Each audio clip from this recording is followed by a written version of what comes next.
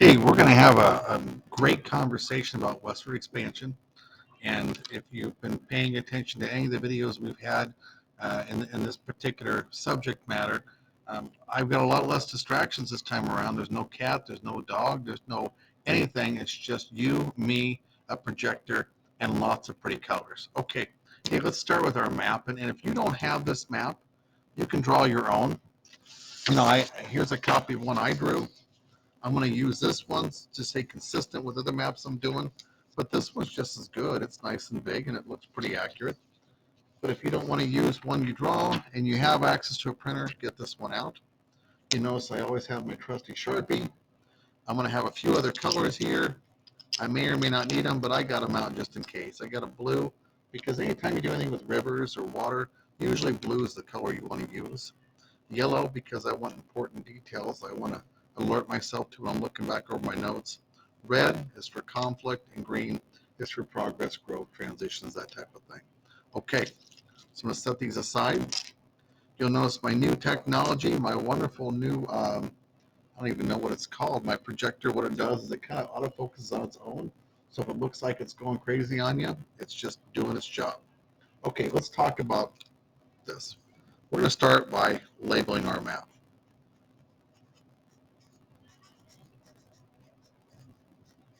Westward expansion.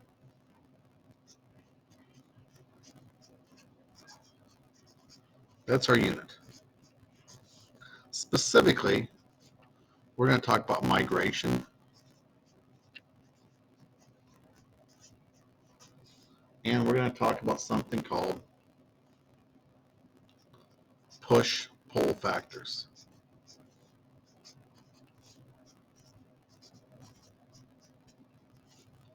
Now, I know you've probably talked about these things before, but migration, in case you don't know, that's the idea of a group of people moving from one place to another. Pretty simple. A lot of people in our country have migrated here from other places. I know that my ancestors migrated from Norway, um, Scandinavia area, all the way up by Europe, by England, all those, they came from that direction. There are some people who migrate up from, their families have migrated from Mexico. They've come here, or from Central America, or Asia. If you go from one country to another, that's a form of migration. And some people come here because they're pulled, because there's something here that makes them want to be here. Some people are pushed out, they're forced to go. And sometimes it's a little bit of both. So we'll talk about that a little bit today. I don't want to get real crazy and super, super detailed, but we are going to talk about a few things. Now, let's start with this, and we're going to add something to our map because we kind of got to have it. Right up here, look where this little tip is right here. Right above it, and this is going to be really, really rough. It's not perfect, but I'm going to draw something that looks like a frying pan. Okay. Can you guess what I just drew? Okay. If you don't know this, I feel a little bad for you because you're missing out on some important U.S. geography. But this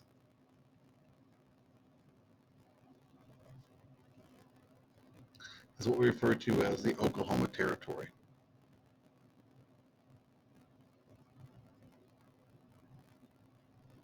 Now, the actual territory didn't quite look like that. This is what the state of Oklahoma looks like. The territory might have been bigger, had a little different shape, but this is where we ended up. And it actually fits in really nicely with the state of Texas and its borders. But this is a rough idea of where that state is. It's not perfect, but it's a pretty good idea. And it's important to understand because we're talking about migration. Some of the people we're talking about migrating actually happen to be Native Americans.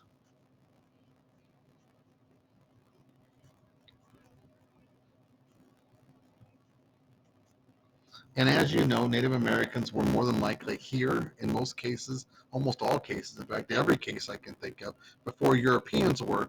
But as they were here and they were starting to connect with these Europeans, there was a clash. And for whatever reason, they had something the European people of European descent wanted, which was their land, and these people were forced to move. Now, we talk about forced to move.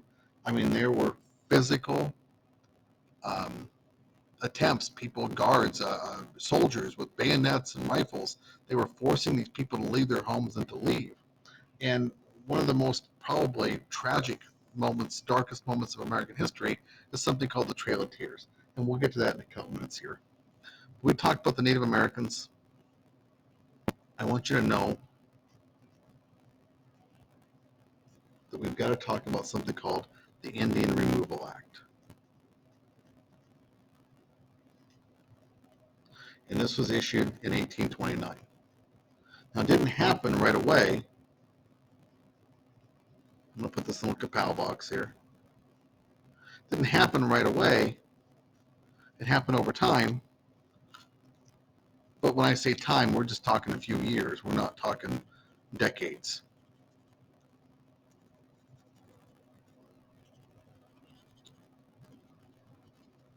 I'm going to add some yellow because it's an important term. And the Indian Removal Act stated basically all the tribes living in this area had to pick up and move. You've got tribes. And I'll refer to them as the 5 civilized tribes.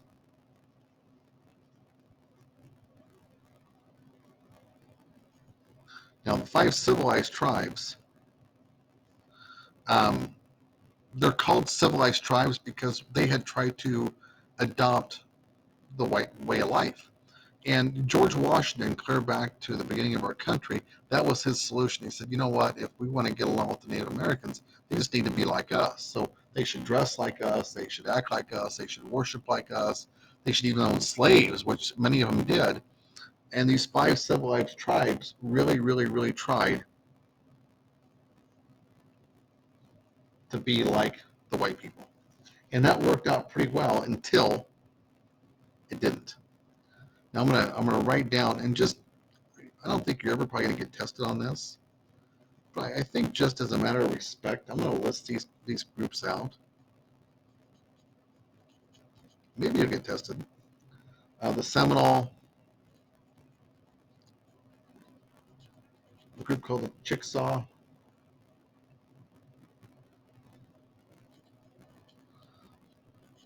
the Cherokee, Creek Indians, and a group called the Choctaw.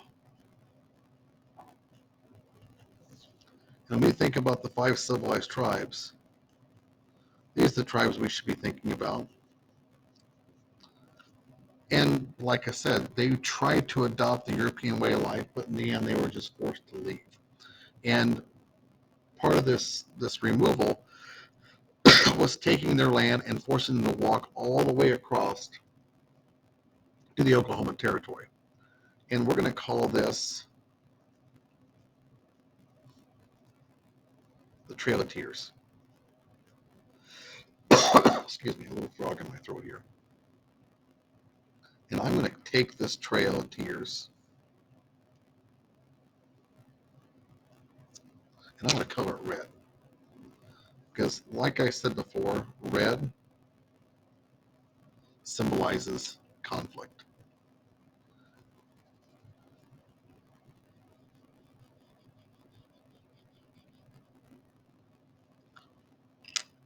And the crazy thing was, the Supreme Court said this was illegal to do this, but the president at the time didn't matter. Andrew Jackson is the president, the American president. And if you don't know who Andrew Jackson is, he's on your $20 bill. I'm going to write that down. President Andrew Jackson.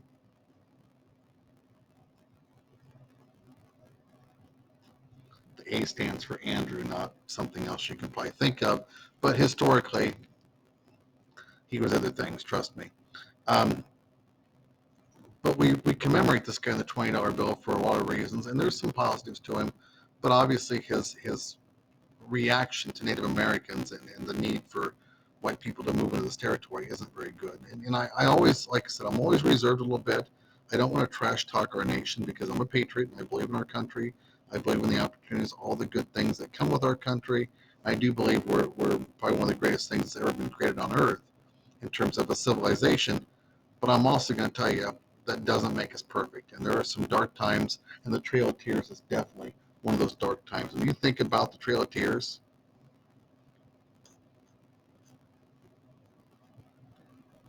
I wish you didn't have to think of it this way, but you're going to have to think of death. It was a very, very, very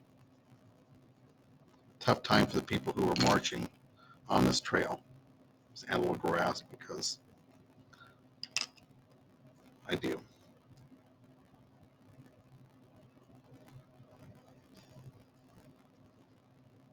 (1836) alone. We're going to bring this up. Oops. 1836, 15,000 Cherokee were forced to move.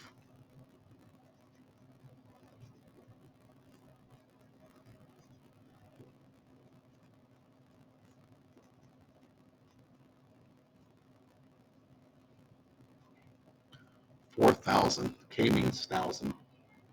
4,000 died.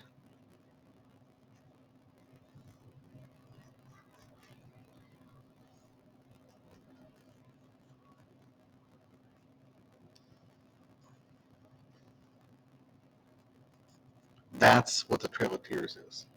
And if you don't understand how horrible that was for those people, I know I can't explain it. I don't think there's a movie or a book that can probably do justice to it. But you're talking about almost a third of these people who were traveling from place to place. They didn't have clothes, they didn't have food, they didn't have water. Nobody cared about them. In some cases, they were probably shot. Wasn't there, but I read enough to know that it was pretty dangerous to follow a line or not go where you're supposed to go. And they were handing out blankets infected with disease and smallpox and things like this. This was all done to I guess, rid us of the problem. And when we talk about terms like genocide,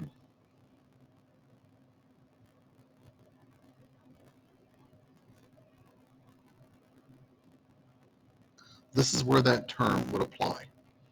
And as horrible as it sounds, a lot of people know about Adolf Hitler.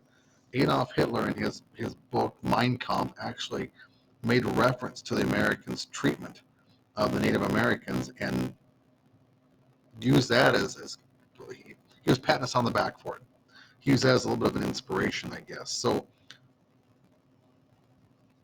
there are, like I said, things about our history that aren't exactly warm and fuzzy, and this is one of those things.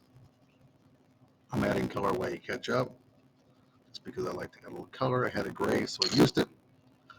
What is this an example of? Is this push or is this pull? I'm going to say definitely this is push. And I'm making that connection because I want you to be aware that people move for lots of reasons, but moving for reasons they don't really appreciate or aren't of their own making is a real thing. And we have people all through history that are pushed out, have been forced to leave, do things, that type of stuff that they didn't want to do. Well, we're going to connect the Trail of Tears with this push concept. And these people were definitely forced to do things they didn't want to do. Okay. Now that's the push part. And I know that there's other activities you can do, but I really want to make this connection to push because this is something you will be tested on. Now this is completely different than what we're going to talk about next, which is the pull factors that drove people west. And specifically, we're going to talk about the Oregon Trail, the California Trail, the Mormon Trail, the Transcontinental Railroad, Pony Express. All these different things are all part of that. And I can tell you right now that a lot of people traveled because they wanted to travel that direction. Some people did not want to travel, but they knew it was the only opportunity they had to have a good life.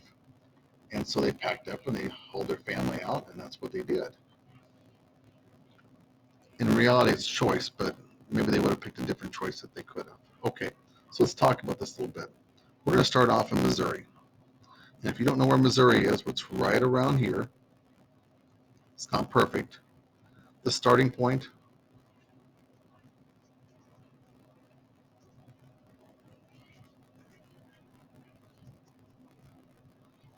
this is Independence, Missouri. This is the starting point of the Oregon Trail. And if you have ever heard of the Oregon Trail, ever played the game, you know it's a very, very dangerous trail. You know, the Oregon Trail, and I'm going to go ahead and list the Oregon Trail down here, was an opportunity for people to move west, have access to land, and they were encouraged to do that because the more people we had here, the better claim we would have as a country to this territory. Understand, 300 to 400,000 people. You're not seeing that very well, are you? 300 to 400,000 people traveled on this trail. It was a 6-month journey. So if you travel at the wrong time, you could find yourself dead. You did not want to be caught in the winter. And when they went, they literally could only travel 10 to 20 miles per day. That's a very, very slow pace. But also keep in mind, it's slow and it's long. This track was 2,170 miles long. Can you imagine traveling that? I've driven that route in a car. And when I was a kid, we did it in the back of a pickup truck. We loaded up in the winter. Dad put us in the back of the truck with a topper and drove us out to California one year during the winter to visit our grandma. It was about a 2,000-mile drive. It took us 2 or 3 days to get there. And I can tell you right now, as bad as that was, that had nothing to do with what these people endured in this process. 6 months. No TV, no internet, no cell phones, no nothing but looking outside and watching the scenery. And I'm telling you, at 10 to 20 miles per hour, that scenery don't change fast enough to keep you interested. It was really a really pretty horrendous trip if you're going to take it and try to make your way across the country.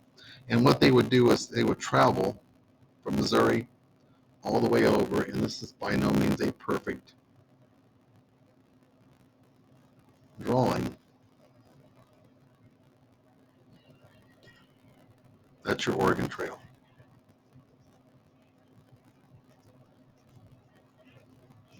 Now, for you to drive all the way or walk all the way over there or ride all the way over there and not be forced to do it with a rifle or a bayonet like the Native Americans were when they made their trip to the Oklahoma Territory, there must be something there really, really appealing.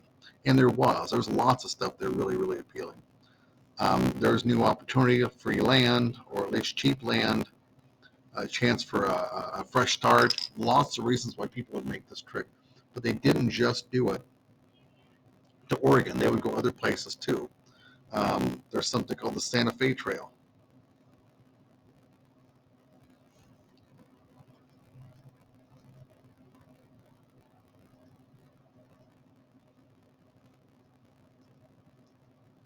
And this helped open up and settle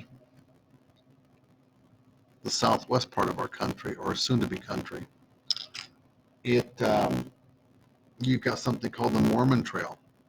And the Mormon Trail was a little bit different. It actually started over here a little further east in, I think, Indiana or Illinois. It's not Nauvoo, I think Nauvoo, Illinois. And basically the Mormons were a religious group. They were Christians who believed in a continuation of the Bible. There's a guy named John Smith who went into a cave and saw a vision and said, hey, I got to write another book to add to the Bible. A lot of Christians didn't like this. They went after these people. John Smith was arrested. He was put in jail. A lynch mob came and took him out and basically hung him or shot him. I don't remember the exact end of it, but either way he died. And then the rest of them said, you know what, we probably better cut and run. We're going to get out of here. And that's where their new leader, Brigham Young, took them all the way to a place where he thought nobody would want to hang out with them. If you remember your physical feature map, we start looking at Oregon Trail, these people end up in the Great Salt Lake Basin.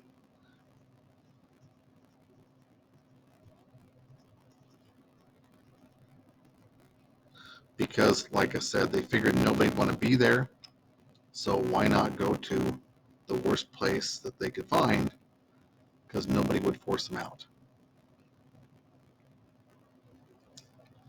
There's a lot of settlements along the way. If you're from Iowa, Council Bluffs, I believe, was part of that migration where some people stopped or they had set a point where they could, like a fort kind of, and it turned into Council Bluffs.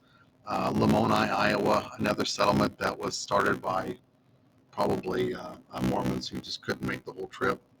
There's lots of those as we start moving our way that direction. And then you've got the California Trail. And the California Trail is actually kind of an offshoot of the Oregon Trail.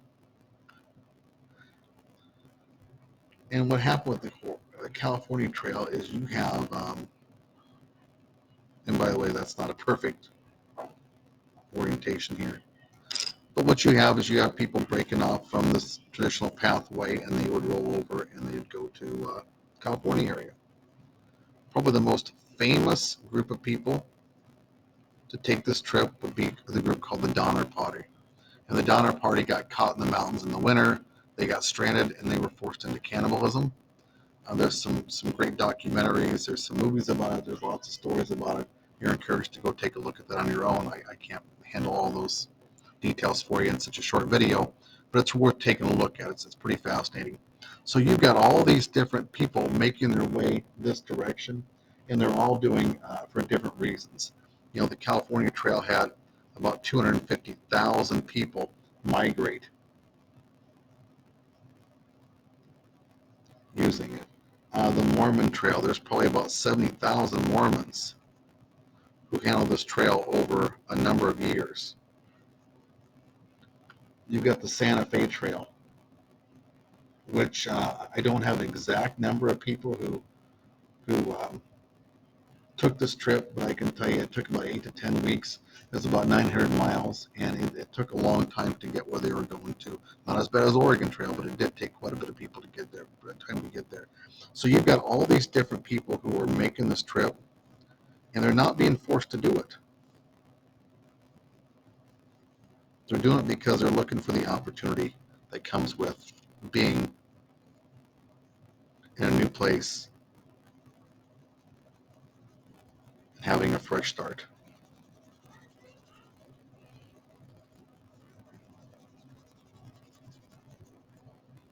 So when you think about pull,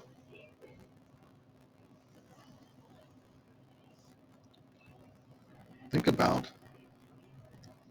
Oregon Trail.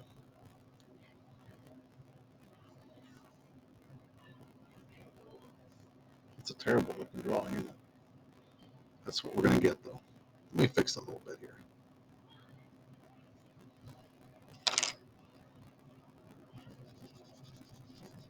Once again, we use green to make connections.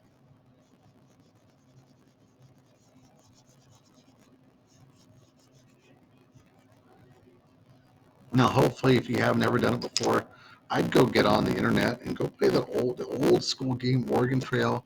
It's actually pretty addictive and pretty fun, even with the new technologies we have these days. It's worth taking a look at.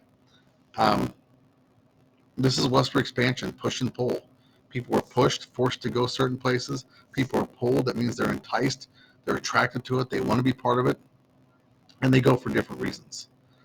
One of the best examples I can give you in early American history of this push and pull factor is the Indians, Indian Removal Act, 1829, Native Americans, and you've got the draw of the West that would draw people to drive on the Oregon Trail, Mormon Trail, California Trail, Santa Fe Trail. And when I say trail, keep in mind it was rough. It was merely just kind of like tire ruts in the ground. It wasn't road or anything like that. These people, it was a real journey, a lot of hardship, but they still wanted to do it because they saw all the great things at the end of the journey that awaited for them.